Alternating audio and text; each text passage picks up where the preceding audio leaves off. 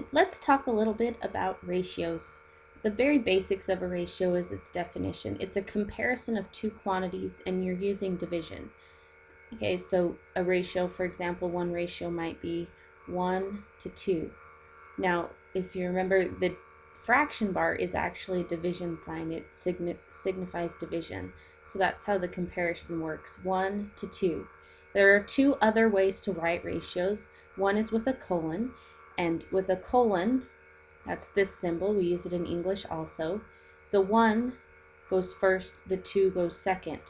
The way you determine that is whichever number is on top goes first, and the number on the bottom goes second when you're using the colon. The other way is to say it, use words, and we would just say 1, 2, 2. Okay, so those are the three different ways to write a ratio. You can write it as a fraction, you can write it using a colon, you can use words. Again, whatever's on the top of the fraction will be first, both using the colon and using the words. Let's take a look at some examples. Write each ratio in two other ways. So this is the ratio 3 to 5. We could write it using a colon, 3 colon 5, or we could write it using words, 3, 2, 5. Next to here we have one written in words, 2 to 7. You want to be really careful. Remember, whichever one comes first, that goes on top of your fraction if you do the fraction form. So it'd be 2 over 7. Or we can use the colon, 2 colon 7. And finally, we have one written with a colon, and we want to write it the two other ways. So what two other ways could we write it, and what would they look like? Hopefully you said the fraction form would be 1 to 5. Again, notice the first number goes on top of the fraction. Or we could write that with words and say 1 to 5.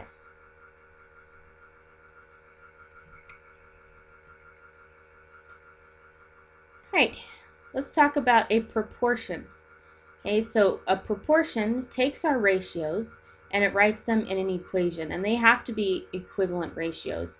For example, the fraction 1/2 is equal to the fraction 5/10. That is in fact, this is a proportion. Proportions have an equal sign, okay, right here in the center, between the two equal fractions. One thing we're going to use with our proportions is called a cross product. A cross product, I'm going to take our example we have there, 1 over 2 equals 5 over 10. The cross product, you take the bottom of one side times the top of the other. The bottom of one side times the top of the other. And it's called a cross product because notice you're multiplying across the equal sign and making an X. With this, you want to be really careful. You make sure you leave the equal sign in the middle, and then put your two multiplication problems on each side. So we had a 1 times a 10, and we had a 2 times a 5. Notice it comes out that 1 times 10 is 10, and 2 times 5 is 10. That's one way to check a proportion to make sure it is correct. We know this was correct. We came out with the same multiplication in the center.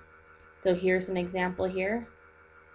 We cross multiply here to check this proportion, and we leave the equal sign in the middle, put our multiplication on each side. So we had 3 times 12, the bottom of one side times the top of the other, and 4 times 9, bottom of this side times the top of the other. 3 times 12 is 36, 4 times 9 is 36. Right, and then down here, notice we have one more example. It's written in a different form, so go ahead and rewrite it first. Remember, we can rewrite this ratio in a fraction form. Remember, the first number goes on top of the fraction, the second number goes on the bottom, the first number on top, second number on bottom, and we can cross multiply. Again, leave equal sign in the middle, put your two multiplication problems on each side. We had 3 times 10 equals 5 times 6, and indeed 30 is equal to 30. Okay, so those are the basics.